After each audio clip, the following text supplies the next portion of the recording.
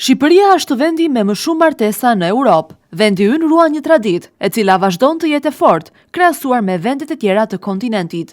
Ndërsa në shumicën e shteteve europiane, të rinjt duket se ka një tendencë drejt shtyrjes ose shmangjes së martesës, shqiptarët duket se vijojnë ta shohin familjen si një nga shtyllat kryesore të jetës. Megjithatë, paralelisht me këtë prirje, sipas të dhënave të Eurostatit, është duke u rritur ndjeshëm edhe numri i divorceve. Ndarjet janë bërë më të zakonshme se dikur dhe po arrin nivelet më të larta të regjistruara ndonjëherë në vend.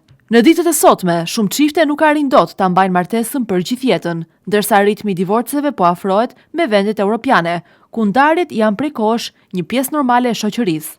Sipas Eurostat, në Bashkimin Evropian u realizuan rreth 1.7 milion martesa dhe rreth 0.7 milion divorce. Një fakt interesant ishte gjithashtu edhe rasti i Italisë, të cilët kishin treguesin më të ulët për martesat për 1.000 banor. Martesat janë të ulta edhe në vendin tonë fqinj Greqinë.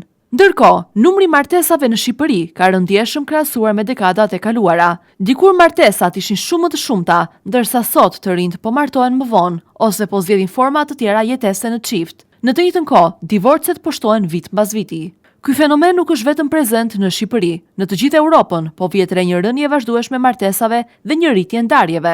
Pandemia e COVID-19 ndikoi fort në jetën familjare, duke ulur përkohësisht martesat, ndërsa divorcet mbeten pothuajse në të njëjta nivele.